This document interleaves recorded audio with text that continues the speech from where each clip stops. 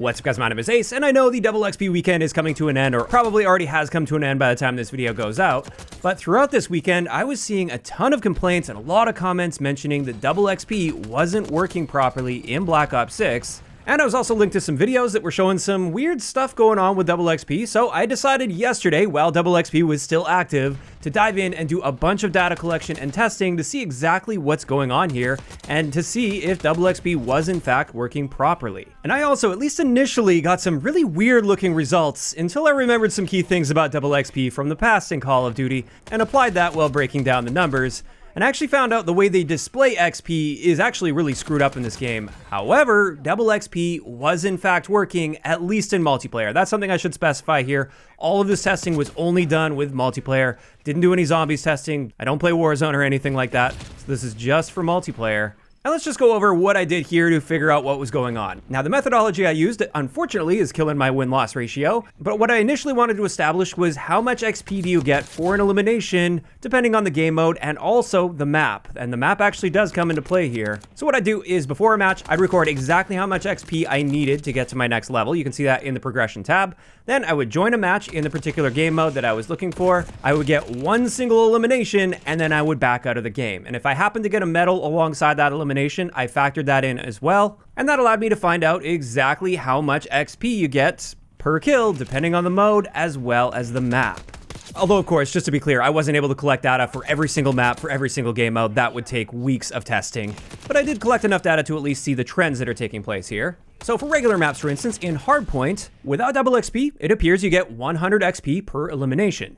However, Nuketown has a very noticeably lower XP rate per kill at just 60, and this trend carried through to all of the game modes I tested. Nuketown has a very noticeably weaker XP earn rate per elimination. And this is something we already knew was taking place, although I didn't know it was this much of a reduction. You're only getting 60% of the XP for kills. At least in Hardpoint, that number does vary slightly, but it's always within that sort of range, like 60 to 70%. And I also noticed with Subsonic, for instance, we also have a multiplier that reduces our XP rate per elimination. I was only getting 80 XP per elimination on that, whereas for a slightly larger map, at least for this game, on Vorkuta, I was getting 110 XP for an elimination. So there is actually some variance there within a given game mode depending on the map that you're playing. Also, we know Face Off has a reduced XP rate, so what I did is I used the same methodology to test Stakeout Domination, and I only got 35 XP for a kill, whereas on Skyline, I was getting 110 XP, on Hideout, I got 100 XP, on Lowtown, I got 110 XP, Nuketown, I got 70 XP, which is way better than Stakeout, but way worse than the other 6v6 maps in the game.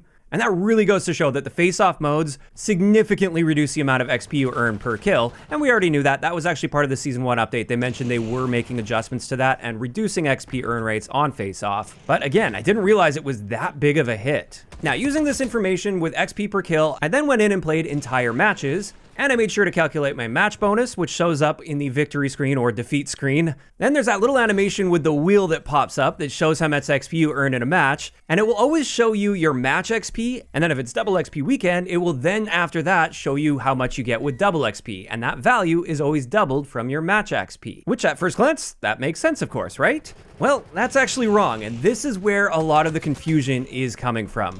Part of the confusion is the different XP rates per map. This other part is the way that they're displaying this in that animation is just way off when it comes to double XP. And I'm not saying the total number that they show you is off. That number is accurate. So the total amount of XP that shows, that's the amount of XP you're getting. But what I remembered from older Call of Duties is, at least in the past, your match bonus would not double with double XP, and any challenge completion you did, that would also not be doubled with double XP. And when I did the math on all of this, with my known values of how much XP I should be expecting per kill, it confirms that that's also the case in Black Ops 6. So as far as I can tell, the only actions that are actually doubled with double XP are your in-game actions like eliminations, destroying equipment, destroying streaks, getting score streak assists, like if you have a UAV in the air and you're getting those points. All of the XP you earn from those things, those are doubled with double XP weekends. And then also your medal XP, those values are doubled as well, and I confirmed that with my testing.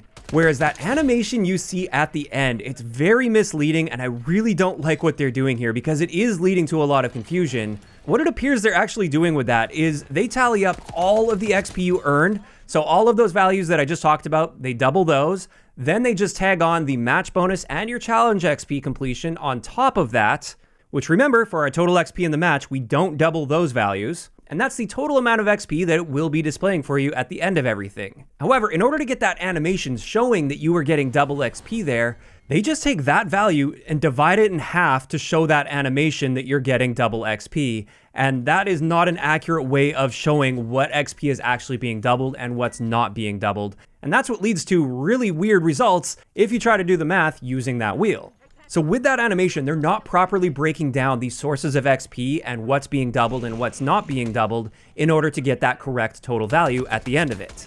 My guess is this was just a really simplistic way that they could show you via an animation that you did get double XP for that match. So they take that total value, cut it in half, so they can show half that animation playing, and then they can do the second half of that animation playing with the double XP thing showing. And it's just straight up inaccurate. When you ignore that animation and how it's playing and you do the math out properly, you double the appropriate XP that should be doubling while not doubling your match bonus or your challenge completion bonus. Now you're going to start to see numbers that are consistent with that total XP gain throughout the entire match. Although I will admit, sometimes there's like a little bit of XP that's just not accounted for. There's a bit of like extra XP, and I'm talking much less than 1,000 XP per match. So I can't really account for that, but it's extra XP anyway. It's not like there's missing XP that I should be getting that I'm not finding. Instead, it's a little bit of extra XP that I just can't account for. But doing this math does go to show that double XP was actually working properly over the past weekend based on all of the testing and math that I did, at least for multiplayer. And I just wanted to point out, many of the comments that were asking me to make this video, they were pointing to a Nero Cinema video, or a couple Nero videos, that were doing the math and showing that the XP rates are totally screwed up.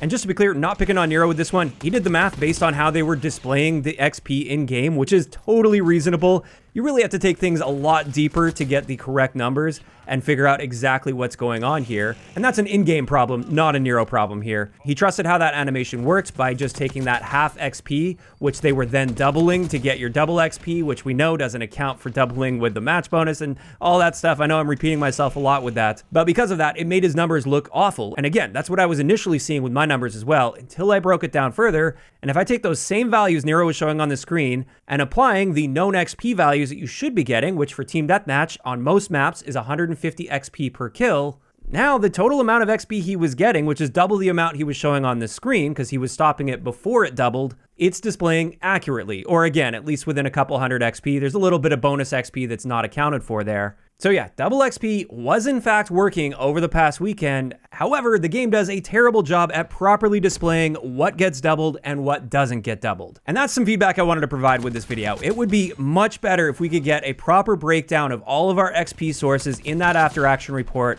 And also, if there's double XP active, it should show us which of those numbers are being doubled and which aren't being doubled with double XP. Additionally, with that ring animation that plays, ideally, what they would be doing here is showing our match and medal XP, so the XP that you get from in-game actions like kills and assists and all that kind of stuff. Combine that with your medal XP, and then from there, show the doubling animation taking place, and then after that happens, you display the match bonus as well as your challenge XP. That would be the best and most accurate way of displaying that. I think they really just wanted to keep things simple to digest. They didn't anticipate people would be doing the math on this and figuring out the way they're displaying it is not accurate, despite the fact that our total XP that we are getting is accurate and working properly.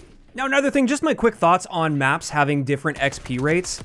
This is something where I'm actually on board with it. I just wish they would display this properly in-game.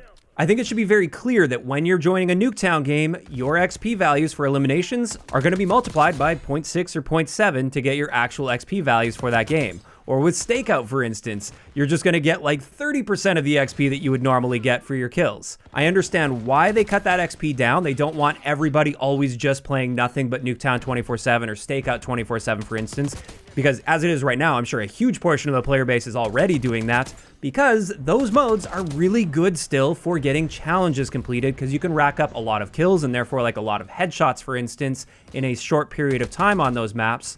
And they don't want to also make those by far the best places to get XP for things. I'm actually all for those XP reductions in those specific situations. I think most maps should have very similar, if not identical, XP earn rates. But when you're talking about those special cases where you have those 24/7 playlists on tiny maps where you can rack up significantly more kills compared to the regular multiplayer experience, they already give such a great boost for completing challenges quickly. I also don't think they should be by far the best way to earn XP in the game, because then if you're not playing those modes, you'll feel like you're earning half half or even a third of the amount of XP that you should be earning or would be earning if you were just playing those other modes. I just think if they're going to be having those varied XP rates, they should be very clearly displayed in the game so you know exactly what you're getting into beforehand. Now, of course, those are just my thoughts, and I'm really curious to hear from you guys in those comments down below. How do you feel about this whole XP situation and how they're technically displaying the double XP inaccurately with that animation, which is misleading people? And second, how do you feel about the fact that different maps have different XP earn rates? Just let me know down below. If you enjoyed the video, a like rating is always appreciated, and don't forget to subscribe for more if you haven't already. I'll talk to you guys next time.